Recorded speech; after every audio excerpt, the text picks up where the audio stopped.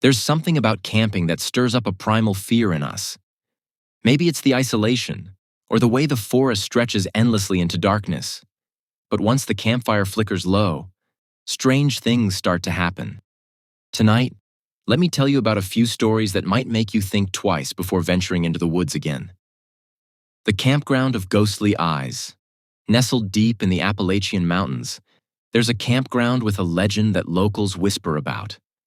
On a night when the moon hangs just right in the sky, old campers say you can see them. The ghostly eyes. The apparitions of long-dead campers appear, their pale forms gathering around a fire that shouldn't exist. Their hollow eyes glow with an eerie, otherworldly light. And here's the part that sends shivers down my spine. If you make eye contact with any of them, it's said that you're marked. Marked to wander those cursed woods forever, just like them. Many have gone camping there, thinking it was just a spooky story. But a few never came back. Their families found their tents abandoned, the fire still burning, but not a trace of the campers. The Maine Predator. Up in rural Maine, there's another tale. This one far more violent. A group of friends went camping near an old Native American burial site, ignoring the warnings of the locals. As the first night fell, strange things began to happen. The forest grew silent, unnervingly so. No wind, no animals. The group started hearing footsteps, but when they looked, no one was there. The next day, one of their friends was gone. His tent was torn apart, the ground around it soaked in blood. They searched, but no trace of him was ever found. Panic set in, and they decided to pack up and leave. But it was too late. One by one, they were hunted down by something ancient, something that fed on fear and flesh. The last camper was found days later, curled into a ball near the campsite, her face frozen in a scream, her eyes wide and glazed. The authorities said she was catatonic, but locals knew better. They say the ancient spirit of the woods had taken her mind, leaving her a shell, a warning for anyone else who dares to camp in those cursed lands. The California Desert Out.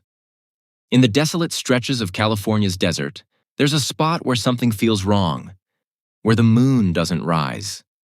The few who've camped there speak of bizarre happenings. Gear disappears, only to reappear hours later in places they never went.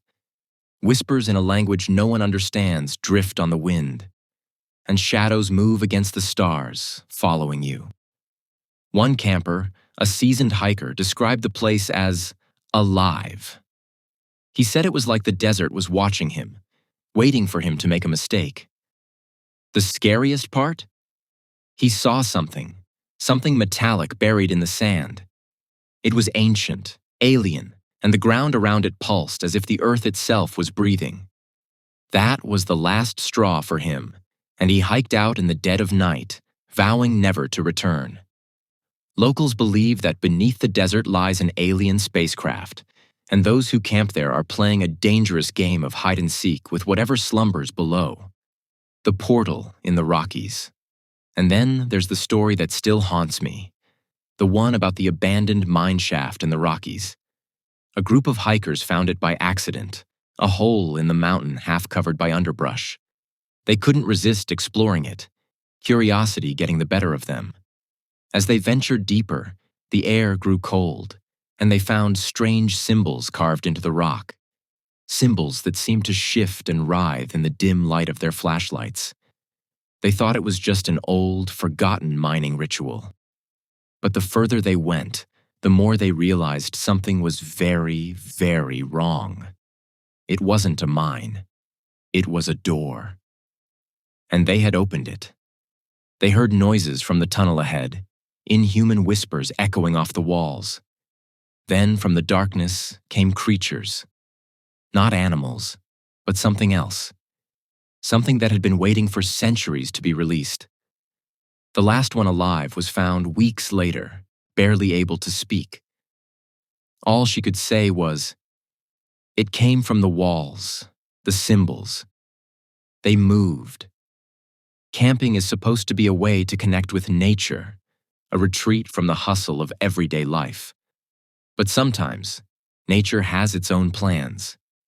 These stories tap into that ancient fear, the fear of being alone in the dark, of the unknown lurking just out of sight. So, next time you decide to go camping, remember, some places are best left undisturbed. And if you've got a horror story of your own from a night under the stars, feel free to share it. Maybe it'll end up in the next round of Campfire Tales, if you're brave enough to tell it.